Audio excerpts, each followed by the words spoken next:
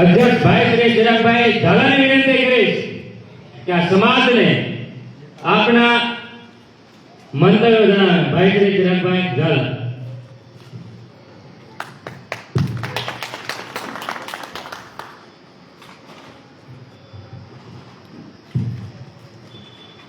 વિશ્વવંદનીય આ દુનિયાને માનવતાનો સંદેશો આપનાર કોળી માતાના કુખે જેનો જન્મ થયો તેવા ગૌતમ બુદ્ધના ચરણોમાં વંદન. અખંડ ભારતનો શિલ્પી. અખંડ ભારત એટલે અફઘાનિસ્તાન, પાકિસ્તાન, શ્રીલંકા, ભારત, નેપાળ, બર્મા. આ અખંડ ભારત જ્યારે ગણાતું, આ અખંડ ભારતમાં એક હતું જેને શાસન કર્યું ને, આ કોળીના દીકરા સમ્રાટ અશોકના ચરણોમાં વંદન. અહીંયા ઉપસ્થિત માવતર સમાન વડીલો, યુવાન સાથી મિત્રો અને ઉપસ્થિત બહેનોને ચિરાગ ઝાલાના જય કોળી સમાજ, જય વલ્લભ, જય માનદાતા. જે સમાજ પોતાનો ઇતિહાસ નથી જાણતો તે સમાજ ક્યારે ઇતિહાસ બનાવી શકતો નથી. પહેલા તો વાસ્તવિકતામાં સમાજે પહેલા પોતાનો ઇતિહાસ જાણવાની જરૂર છે કે આપણે ગૌતમ બુદ્ધ જે માનવતાનો સંદેશો આપતા તેના પણ વંશજો છીએ અને જેણે આ અખંડ ભારતમાં જેને રાજ કર્યું, અખંડ ભારતમાં જેને શાસન કર્યું. તમે આજે જો ચાર સિંહોની આકૃતિ તમે જો, અશોક ચિહ્ન, તમે રાષ્ટ્રધ્વજમાં તમે જે અશોક ચક્ર તમે જોવો છો, સત્યમેવ જયતે, આ કોની દેન છે? આ કોળી સમાજની દેન છે. પણ આપણે કોઈ દી આપણી વાસ્તવિક ઇતિહાસને જાણવાને કોઈ દી જહેમત ઉઠાવી નથી. જ્યારે સમ્રાટ અશોકનું શાસન હતું ત્યારે આ દેશને સોનાની ચીડિયા કહેવામાં આવતું. વિદેશમાંથી લોકો અહીંયા ભણવા આવતા. અહીંયા લાખો પુસ્તકો હોય તેવી પુસ્તકાલયો હતી. તક્ષશિલા, નાલંદા, વિક્રમશિલા આવી વિશ્વવિદ્યાલયો હતી. આ આપણો દેશ હતો અને આ કોળી સામ્રાજ્ય હતું. પણ આજે આપણે હાલત ક્યાં આવીને ઊભી છે? આપણા વડીલશ્રીએ બહુ સરસ મજાની વાત કરી કે શિક્ષણની વાત હોવી જોઈએ. હું આજે શિક્ષણની જ વાત કરી. આપણે જ્યાં પણ કાર્યક્રમો થાય, સ્નેહ મિલન કાર્યક્રમો થાય, ઇનામ વિતરણ કાર્યક્રમો થાય, સમૂહ લગ્ન થાય કે કોઈ બી સંબંધના કોઈ બી જાહેર કાર્યક્રમો થાય તો એક વાત હોય, શું? શિક્ષણ હોય તો સમાજનો વિકાસ થાય. શિક્ષણ આવશે તો સમાજ પ્રગતિ કરશે. આ આપણે બધા સ્વીકારીએ છીએ. પણ જ્યારથી આ દેશ આઝાદ થયો ત્યારથી સુંદર મજાનું ડોક્ટર ભીમરાવ આંબેડકરે આપણે બંધારણ આપ્યું છે અને આ દેશ બંધારણથી ચાલે છે, બંધારણથી ઉપર નહીં. પણ આ બંધારણને આપણે વાંચવાની અને આપણે સમજવાની ક્યારે જહેમત ઉઠાવી નથી. શિક્ષણની વાત કરી છે, શિક્ષણમાં સંબંધ આપી છે. આર્ટિકલ 14 થી લઈને 18 સુધી આપણે સંબંધ આપી છે. પછી શિક્ષણની હોય, તમને વાણી સ્વાતંત્ર્યની હોય, તમારી ભાગીદારીની હોય, આરોગ્યની હોય કે કોઈ બી ક્ષેત્રમાં હોય. કોઈ જાતિ, ધર્મ, લિંગ કે જન્મના આધારે પણ કોઈને ભેદભાવ થવો જોઈએ નહીં. આવું કોણ કહે છે? બંધારણ. સમજવું શું ગણે દેશી ભાષામાં તમને કહેવા કે સમજાવવાનો પ્રયત્ન કરી. બંધારણ એવું કે શિક્ષણમાં સમાનતા હોવી જોઈએ. આજે બે સમુદાયો છે. એક સમુદાય એવો છે જે 60% ઓબીસી સમાજ, SC/ST સમાજ કે જે મજૂરી કામ કરે, કોઈના ભાગ્ય રાખે, 200, 500, 400 રૂપિયા દાડીએ જાય. એક એના પરિવારોના બાળકો ભણે છે અને બીજો એક પરિવાર એવો છે જે જ્ઞાતિમાં તો ભોગ નથી બનતો, આર્થિક રીતે સદ્ધર છે. એના બાળકોને એના માવતર એવું કહે કે બટા તારે ભણવા સિવાય બીજું કઈ કામ કરવાનું નથી. સારામાં સારી સ્કૂલ, કોલેજો, ઇંગ્લિશ મીડિયમ હોય અને કોઈ જાતનું ટેન્શન નહીં, એ બાજુ ભણવાનું. અને બીજે ત્યારે આપણા બાળકો હોય મજૂરી કામ કરવાની સાથે સાથે કોઈ ભાગ્ય રાખ્યા હોય તો બાળકે ખેતર પણ જવું હાઈસ્કૂલમાં કે 10-12 બીજે ક્યાંય ભણતા હોય અને તાલુકામાં તો મા બાપ ઘરેથી 10-20 રૂપિયા ખીચામાં આપે ટિકિટ ભાડાને કે જાઓ ભણવા જાઓ.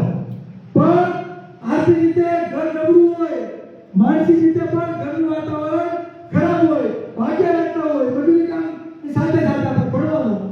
આ બે જ્યારે પાસા કે બે તાજમાં હોય તો ક્યાંક ને ક્યાંક આપણા બાળકોનું શિક્ષણ પાછળ રહેવાનું કે નહીં એટલું તમે ખાલી વિચાર.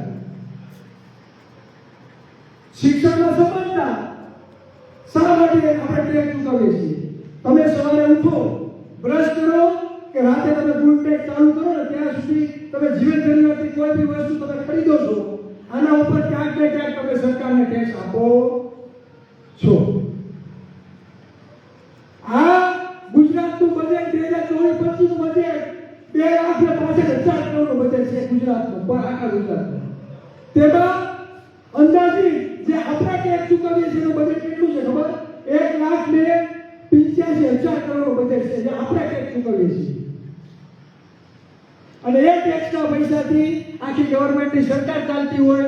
તમને રોડ, રસ્તા, શિક્ષણ, આરોગ્ય જે પણ કાંઈ તમને પ્રોવાઈડ કરતું હોય સરકાર, એ કોના ટેક્સના પૈસાથી થાય છે? આપણા પૈસાથી. તો શિક્ષણમાં અસમાનતા કેમ ભાઈ? શિક્ષણ તો મજૂરી કામ કરવાનો જે સેવાળાનો વ્યક્તિ હોય તેને પણ એક પ્રકારનું શિક્ષણ મળવું જોઈએ, અને જે કરોડોપતિ છે તેને પણ એક પ્રકારનું શિક્ષણ મળવું જોઈએ. આજે નીટની વાત કરી લાલજીભાઈ કે નીટનું પેપર ફૂટી ગયું, તો હું તમને પૂછું કેટલા કોળી સમાજના પરિવારોને બેઠા છે, ચાલો આ સંદર્ભ કરો, નીટની એક્ઝામ આપ્યું કયો મને આપી નથી.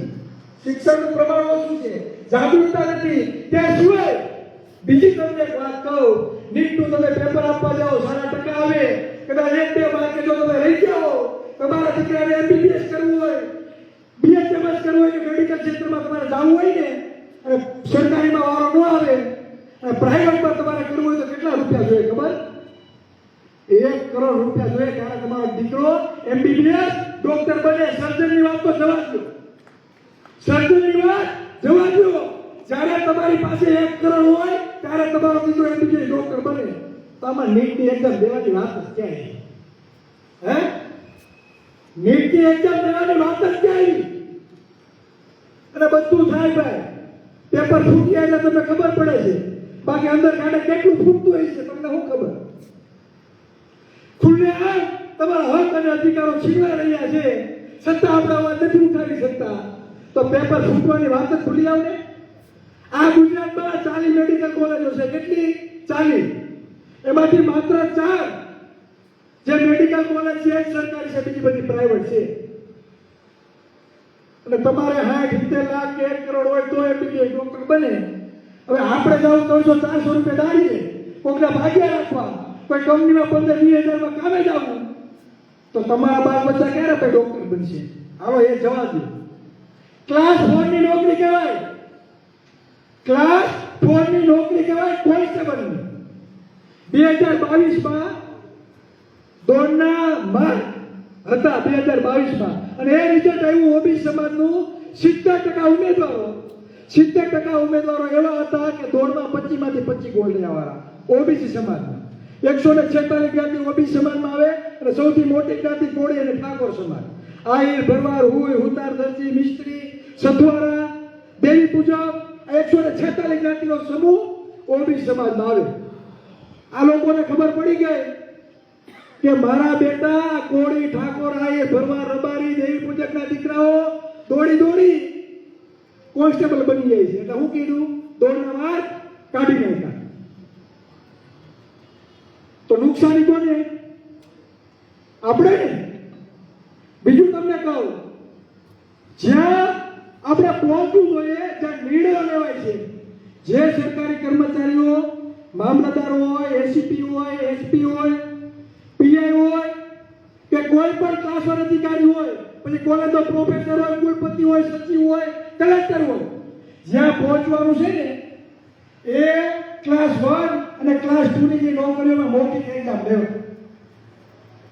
મૌખિક એક્ઝામમાં કેવું થાય હું તમને કહું. હસમુખ પટેલ, ભૂપેન્દ્ર પટેલ જ્યારે મુખ્યમંત્રી બન્યા ત્યારે હસમુખ પટેલે માત્ર એલઆરડીનો સચિવ બનાવવામાં આવ્યો, મયુરભાઈ.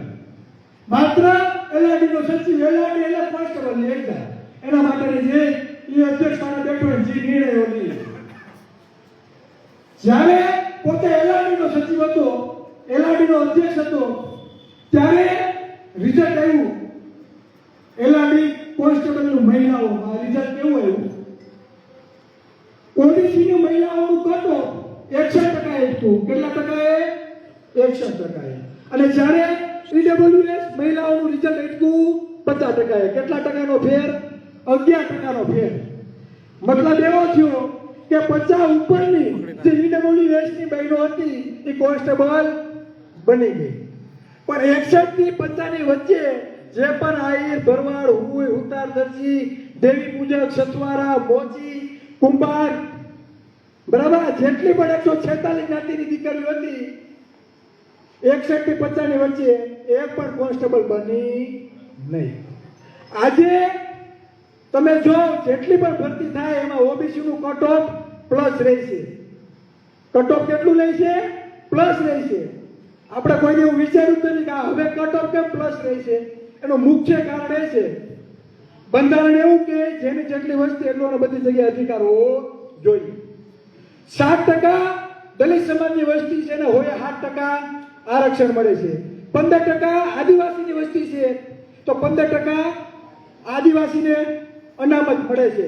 એ જ્યારથી બંધારણ અમલમાં આવ્યું ને ત્યારથી એને ભાગીદારી મળે છે એસસી અને એસટી સમાજને. આપણે તો 40 વર્ષ લગી તો લટકાવી રાખ્યા. આપણું આરક્ષણ ચાલુ જ ન કર્યું. આઝાદી પછીના 40-45 વર્ષ સુધી આપણે આરક્ષણથી વંચિત રાખવામાં આવ્યા. હવે અહીંયા આપણા વડીલો કે આપણા દાદા સમાજના કોઈ હોય એને આરક્ષણનો લાભ મળ્યો હોત અને એ સરકારી નોકરીમાં લાગ્યા હોત તો આપણે આપણી પેઢી ક્યાં આવી પીગી હોત? મયુરભાઈ વિચારજો, તમારા દાદાને સરકારી નોકરીનો લાભ મળ્યો હોત આરક્ષણનો તો આપણી પેઢી ક્યાં આવી પીગી હોત? એક તો આપણો આરક્ષણનો ભાગ બહુ લેટ ચાલુ કરવામાં આવ્યો અને આપણે આરક્ષણ ગુજરાતમાં આપવાના કોઈ જનતા હોય ને તો માધવસિંહ સોલંકી છે એને એ પણ કોડીના દીકરા હતા. અને જ્યારે એને પોતાના ચૂંટણી ઢંઢેરામાં એવું કીધું કે અમારી સરકાર બનશે તો ઓબીસી સમાજને અમે આરક્ષણ આપશું અને જ્યારે સરકાર પણ બની અને આપવાનો વારો આવ્યો ને તો આ જાતિવાદી લોકોએ આપણા માધવસિંહ સોલંકીને દબાણ કર્યું કે તમારે આરક્ષણ આપવાનું નથી. તેથી આ કોડીના દીકરા એવું કીધું કે મારા સમાજને જો આરક્ષણ ન હોય ને તો અમારું મુખ્યમંત્રીમાંથી રાજીનામું, મારા મુખ્યમંત્રીના પ્રત્યે મારે કઈ પડી નથી. આ ગર્વ લેવો જોઈએ. પણ આપણે વાસ્તવિકતાથી અજાણ છીએ. આપણે એટલી ખબર છે 1947માં દેશ આઝાદ થયો પણ આપણા માટે કયા કયા મહામાનવોએ કયા કયા ઓબીસીના નેતાઓએ આંદોલન કર્યું એ આપણને ખબર નથી. વાસ્તવિકતા જે હાલની વર્તમાન પરિસ્થિતિ છે હું તમને કહું, આપણે કોઈ સમુદાયનો કોઈ જ્ઞાતિનો આપણે વિરોધ નથી. સમજજો, આપણે સમાનતામાં અને બંધારણમાં માનવાવાળા વ્યક્તિ છીએ. આજે હું તમને એમ કહું, સુરતમાં તમે કિરણ હોસ્પિટલનું નામ સાંભળ્યું છે? કિરણ હોસ્પિટલમાં સુરતમાં કોઈ નામ સાંભળ્યું છે? સુરત કોઈ તમારા પરિવાર હોય ને પૂછજો કે કિરણ હોસ્પિટલનું નામ તમે સાંભળ્યું છે? આજે પ્રોપર્ટી છે ને કેટલા કરોડની પ્રોપર્ટી છે ખબર? 1000 કરોડની પ્રોપર્ટી છે. કેટલા કરોડની પ્રોપર્ટી? 1000 કરોડની પ્રોપર્ટી. પાટીદાર સમાજને 1000 કરોડની પ્રોપર્ટી સુરત એસએમસીના સરકારે એને દાનમાં આપેલી છે. લખી આલ્યો, તમારા ટ્રસ્ટમાં વાપરો, તમારે જે કરવું એ કરો. કેટલા કરોડની? 1000 કરોડની પ્રોપર્ટી. આપણે કાંઈ વાંધો નથી ભાઈ, ભલે આપે. આપણે કાંઈ વાંધો નથી, ભલે આપે. પણ આપણું શું? આપણે વાહિદા કરવાના છે બીજા બધાના? આઝાદી પછી માત્ર તેના 2% બળ તમારા ગામમાં સભ્યનું ફોર્મ ભરે ને, તમારા ગામમાં સભ્યનું ફોર્મ ભરે, માત્ર ગુજરાતમાં તેની 2% વસ્તી છે. અત્યાર સુધીમાં 8 વખત મુખ્યમંત્રી બની ગયા. કેટલી વખત? 8 વખત. જેની માત્ર 6 કે 7% વસ્તી છે, અત્યાર સુધીમાં કેટલા મુખ્યમંત્રી બન્યા ખબર? 6 વખત. મારા બેટા જેના મત નથી એ મુખ્યમંત્રી બને, એ ગૃહમંત્રી બને, એ નાણામંત્રી બને, એ શિક્ષણ મંત્રી બને તો આપણે હું હાજીજી કરવા બેહવાનું છે? હે? રૂપાણી સાહેબ મુખ્યમંત્રી બન્યા, એ પહેલા રૂપાણી સાહેબને કોઈ ઓળખતું હતું તો કે કોઈ નહીં. સીઆર પાટીલ અધ્યક્ષ પદ સંભાળ્યું ભાજપનું કોઈ ઓળખતું હતું તો કે કોઈ નહીં. હર્ષભાઈ સંઘવી ગૃહમંત્રી બન્યા પેલા કોઈ ઓળખતું હતું તો કોઈ નહીં. આપણે ભૂપેન્દ્રભાઈ પટેલ મુખ્યમંત્રી બન્યા પેલા કોઈ ઓળખતું હોય તો કહો તો કે કોઈ નહીં. હે એટલે કોઈ ઓળખતું નથી એ મુખ્યમંત્રી ગૃહમંત્રી નાણામંત્રી શિક્ષણ મંત્રી બનીએ તો આપણે બુદ્ધિ વગરના હિંસા લોકોએ એ લોકોને બુદ્ધિ આપી છે તો આપણે પાણી આપી છે ભાઈ.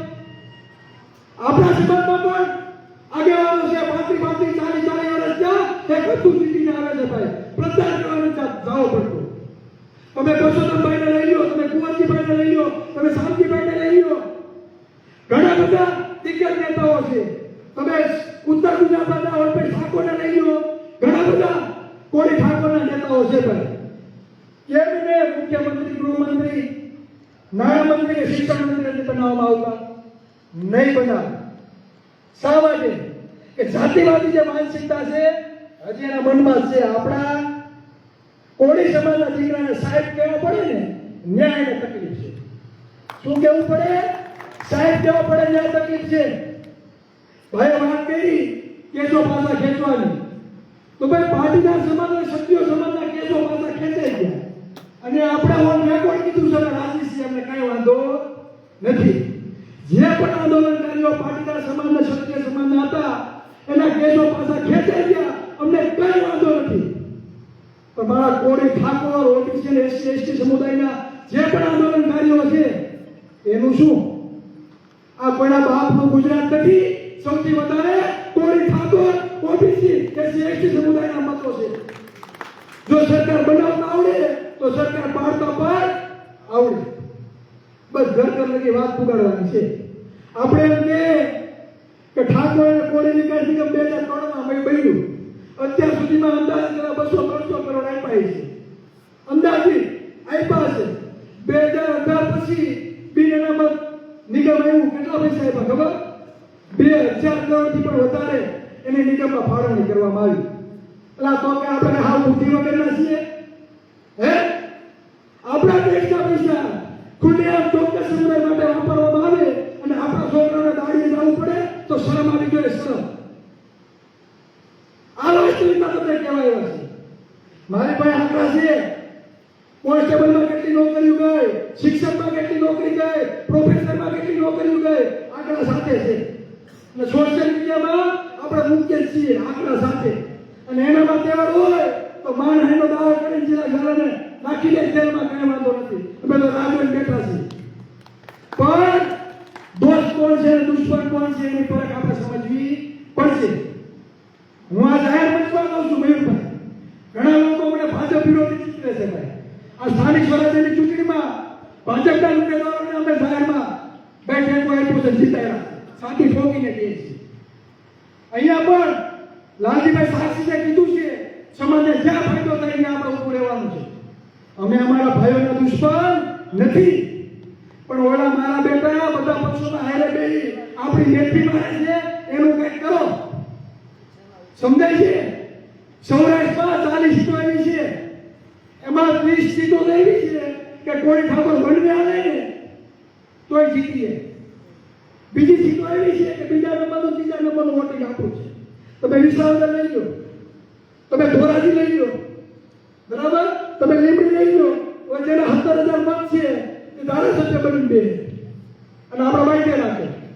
આ વાસ્તવિકતા છે. અને હું તો ગર્વ સાથે કહું આ બોટાદની જનતાને, આ કોળી સમાજને, કે આપણો કોળીનો ધારાસભ્ય બેસાડ્યો વનડે હાલી. આ એક ઉત્તમ ઉદાહરણ છે આપણા માટે. એટલે બોટાદમાં એકતા નથી એવું નથી ભાઈ. એકતા ન હોત તો ધારાસભ્ય ન બન્યો. બાકી જ્યાં કોળીના સૌથી વધારે મત છે ને ત્યાં હજી ધારાસભ્ય બનાવી નથી બેઠો. આવો તાલાળામાં સૌથી વધારે કોળીના મત છે, કેમ ધારાસભ્ય નથી બનતો? વિસાવદરમાં નથી બનતા, ધોરાજીમાં નથી બનતા. હે, ઘણી બધી સીટો છે. તમે જાઓ અમરેલીમાં, ધારી બગસરામાં જાઓ, સાવરકુંડલામાં જાઓ, સૌથી વધારે મત કોળી ઠાકોરોના છે. કેમ નથી બનતા? અમે તો એવું કહીએ છીએ આપણા સમાજના નેતાઓને, અમારે તમને નુકસાન નથી પહોંચાડવી, પણ જે આપણી વસ્તી છે અને આઝાદી પછી અત્યાર સુધીમાં ક્યારે પણ કોળી ઠાકોરને ટિકિટ નથી આપી. એવી સીટ જીતવા માટે ખાલી પીઠ પાછળ લઈને સપોર્ટ કરો, દુશ્મનોને પાડી દે.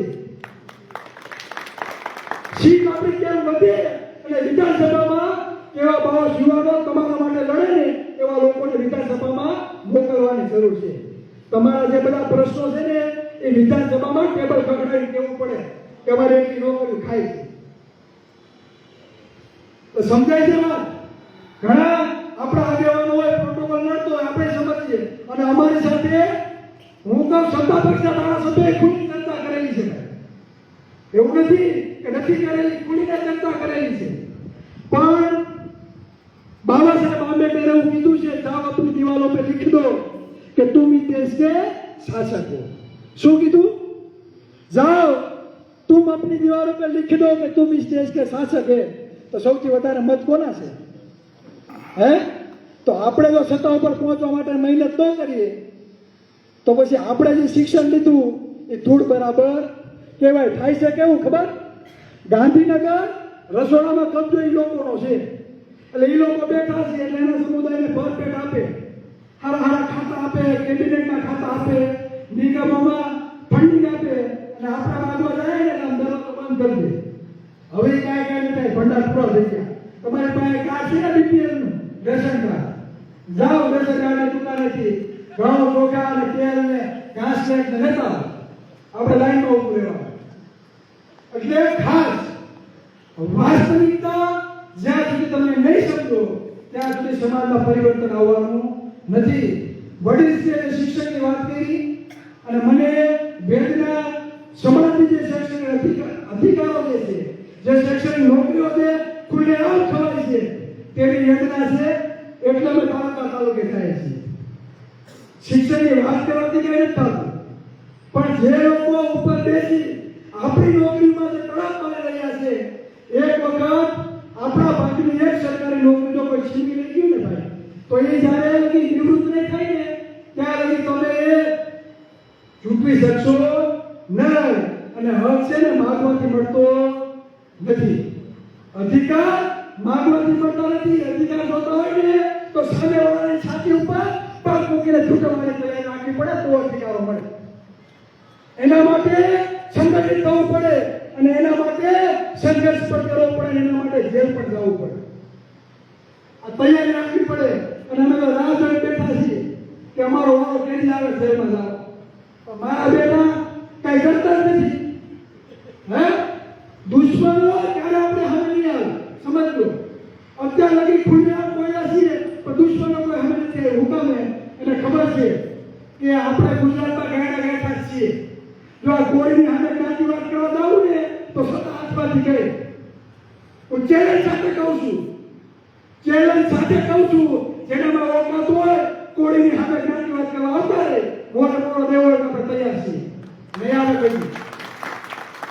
હું સાથી ઠોકી જાઉં. ઘણા લોકોને હું થતું હશે કે ચિરાગભાઈ ખુલ્લેઆમ બોલે, પણ સોશિયલ મીડિયાના માધ્યમથી કહું છું જાહેરમાં, ચિરાગભાઈ જેટલા બરડા નાખીને બોલશે, જેટલો સરકારનો વિરોધ કરશે, જેટલો વિપક્ષનો વિરોધ કરશે, એટલો જ ફાયદો સત્તામાં બેઠેલા આપણા આગેવાનોને અને વિરોધ પક્ષમાં બેઠેલા આપણા આગેવાનોને જેનો ફાયદો છે.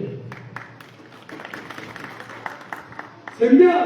અમે જેટલી ચર્ચા કરશું એનો ફાયદો આપણા સમાજના આગેવાનોને છે.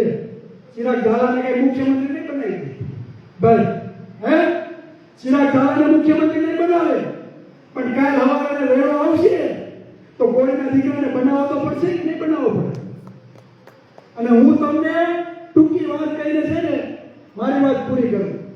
કોળી સમાજનો ઇતિહાસ જો છે રાજનીતિમાં, એ હું તમને સ્પષ્ટતા કરી દઉં. કોળી સમાજ એક વખત ગાદી ઉપર બેઠો છે ને પાછું ઉલટો નથી આવતું. કહી દઉં તમે ભાવનગર સાંસદની સીટ લઈ લો. પેલા આપણા હાથમાં નથી, કોળીના હાથમાં હજી ગઈ નથી. ભાવનગર સાંસદની સીટ તમે લઈ લો. રાજેશભાઈ કલ કામથી આવેલા છે, એક વખત હાથમાં ગઈ નથી. સુરેન્દ્રનગર તમે લઈ લો, વિધાનસભાની સીટ તમે લઈ લો, મહુવા લઈ લો, તળાજા લઈ લો, તમે પાલીતાણા લઈ લો, તમે વિમલભાઈની સીટ લઈ લો, તમે કેશવ દેવાભાઈ માલાની લઈ લો, તમે માનવા ભગવતીભાઈ કરવટસાની લઈ લો, તમે ઉના લઈ લો. જેટલી સીટો છે તમે રાજુલાની લઈ લો. જ્યાં જ્યાં કોળી એક વખત ઘર કરી ગયો ને ભાઈ, કોળીને કોઈ અટવાઈ શકતું નથી. સમજ્યા? એટલે આ બનેલા હુકમ નથી મુખ્યમંત્રી. અને ખબર છે કે કોઈ એક વખત મુખ્યમંત્રી બની ગયો અને બીજી વખત નહીં આપો ને તો સત્તા પાડી દે. બરાબર. અને બીજું કહું, અમે ગામે ગામે શા માટે જઈએ છીએ? આજે ઓન રેકોર્ડ અમારી પાસે ઓછામાં ઓછા 30,000 people ઉપર બેઠા એવા છે કે અમને પ્રશ્ન મોકલેલા છે કે અમારે આ સંગઠનમાં જોડાવું છે. બરાબર. 8,000 તો અમારી પાસે લિસ્ટ કાઢવાનું કમ્પ્લીટ કર્યું છે. અમે ગામે ગામ અઠવાડિયાની એક કોળી સભા ખાલી ચાલુ કરવા માંગીએ છીએ. કોળી ઠાકોર સમાજની જ્યાં પણ વસ્તી હોય, તમે સ્વામિનારાયણ સંપ્રદાયની સભામાં જાઓ, તમે આરએસએસની સભામાં જાઓ, તમે બજરંગ દળની સભામાં જાઓ, આ કોઈ તમારા હક અધિકારો માટે લડે છે ખરી? તમને કોઈ કાયદાકીય રીતે જાગૃત કરે છે ખરી? તમને ક્યારે વાસ્તવિકતા માટે ક્યારે તમે જાગૃત કરતા હોય તો કયો અમે ગામે ગામ કોઈ સભા એટલા માટે ચાલુ કરવા જઈ રહ્યા છે કે કાલ ઉઠીને તમારા ઉપર અન્ય અત્યાચાર થાય ને તો તમારે ફોન ન કરવો પડે, આવો પરસોત્તમભાઈ, આવો મયુરભાઈ. એટલે હુકાને આપણે ફોનની જરૂર પડે ભાઈ? હે ચિરાગ ઝાલાની કે મયુરભાઈની તમારે શા માટે જરૂર પડે? તમે ખુદ તમારી અંદરનો જે ડર છે ને કાઢતા શીખો. બંધારણ છે, સર્વોપરી છે, કાયદો બધા માટે સમાન છે. આ તમારો બોટાદ તો એસપી ને પણ જ કાયદો લાગે, જજને પણ લાગે ને મામલતદારને ને તમારા સ્થાનિક પોલીસ સ્ટેશનના પીઆઈ ને પણ જ કાયદો લાગે. પણ તમે કાયદો જાણતા હોય તો તમને તો ત્યાંથી 2 ગાળો દે તો તમે પોલીસ સ્ટેશનનું પગથિયું ઉતરી જાઓ છો. શા માટે ભાઈ? એટલે આપણા યુવાનો વાસ્તવિક રીતે જાગૃત થાય, કાયદાકીય રીતે સક્ષમ બને અને જે પણ નોકરીઓ આપણી ખવાય છે, રાજનીતિ શું છે, આ બધી બાબતો વાસ્તવિકતા ઘર ઘર સુધી પહોંચે તેના માટે દર અઠવાડિયે એક સભા આપણે ચાલુ કરવાની છે. કોના માટે? આ સમાજ માટે. કે કાલ સવારે 1 કે 2 5 નેતૃત્વ સમાજનો ઉદ્ધાર થવાનો નથી. અને ચિરાગભાઈ કઈ એવા નવરાય નથી કે ઘડીએ ઘડીએ બોટાદમાં આવે, એ આશા નહીં રાખતા ભાઈ. પણ અહીંયા ગામે ગામ 2 5 5 ચિરાગ ઝાલા તમે પેદા કરો કે ચિરાગ ઝાલાને બોટાદ ધક્કો થાય નહીં.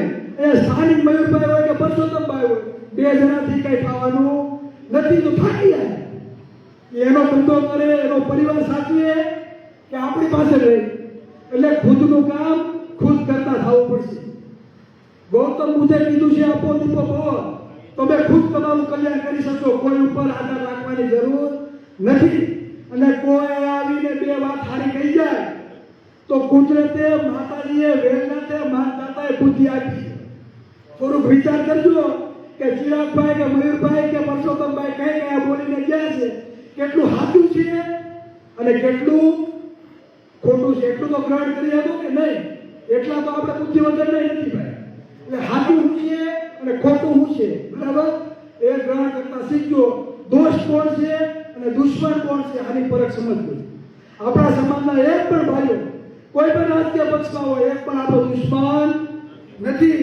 આજની વાસ્તવિકતા કહો, મારા કદાચ 900 દુશ્મનો હશે, કદાચ બંધ ફાળે ગાળો દેતા હશે, પણ હું કોઈને મારો દુશ્મન ગણતો નથી. મને સિંગલ કોમેન્ટ ક્યાંય નહીં હોય, તમે જોઈ લેજો. ફેસબુકમાં, વોટ્સઅપમાં મારી સિંગલ કોમેન્ટ કોઈ આવે આપણી પાસે ટાઈમ જ નથી ભાઈ. જેને જે કામ કરવું એ કરે. આપણે સમાજ માટે શું કરવાનું છે એ આપણે કરવાનું છે. આ જે મુદ્દા છે ને, મને યાદ છે 2 મહિના પહેલા આ જ મયુરભાઈ અમે ચર્ચા કરી હતી કે આ મુદ્દા ઉપર લડવાનું છે, બરાબર. ઓકે, સમાજના મુદ્દા છે, કેમ ના લડીએ? અને મને ગર્વ સાથે મારે કહેવું પડે કે યુવા મોરચાના સંગઠનનો કાર્યક્રમ છે. આ બધા સંગઠન વાળા છે, બધા પક્ષ વાળા હોતા ને આયા છે. ગર્વની વાત કહેવાય. અને જો આ યુનિટી આખા ગુજરાતમાં બની ગઈ ને ભાઈ, તો આપને કોઈ હરાવવાળો કોઈ દુશ્મન પેદા થાય જ નહીં. એટલું મગજમાં રાખવાનું. પણ જ્યાં આપણા ટાંટિયા છે ત્યાં કોઈ સમાજનો ઉદ્ધાર થાય નહીં. સમાજ માટે કઈ કરી ન શકે તો કઈ નથી કરે અને કરવા દો. અમે બધે ફરીએ છીએ, બરાબર, તો અમને કઈ કોઈ આર્થિક ભંડોળ નથી કરતું, સમજજો. કાલ રાત સુધીનો અમારો કાર્યક્રમ છે. સવારે પૂછશું 3 વાગે, સવારે 7 વાગે ઉઠીને પાછા રોજિંદા જીવનના ધંધે ચડી જવા, બરાબર. એટલે પગ હોય એટલી ફોડ તાણી, બરાબર. ઘર મજબૂત કરવાનું, કમાણી કરવાની, શિક્ષણ બાળકોને આપવાનું, ખોટા વ્યસનો દૂર કરવાના અને પોતાનું બાળક ઉચ્ચ શિક્ષણ, સારામાં સારું શિક્ષણ કઈ રીતે મેળવે તેના માટે મહેનત કરવાની. આપણે તો ભોગવું છે ભાઈ, આપણે આવનારી પેઢી અન્ય લોકોની સાથે ખંભેથી ખંભો મિલાવે ને એના માટે આપણા બાળકો શિક્ષણ લઈને એમાં પહેલા ધ્યાન આપવું.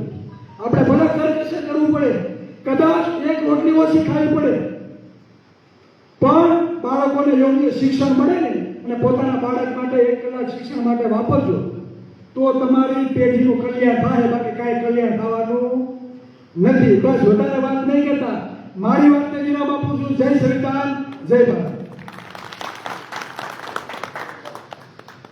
છેલ્લે અમારા લાલજીભાઈ મકવાણા, જેને બોટાદ જિલ્લાના પ્રમુખ તરીકે અમે નિમણૂક આપીએ છીએ, તો આપણે લાલજીભાઈ પરમારને વિનંતી કરી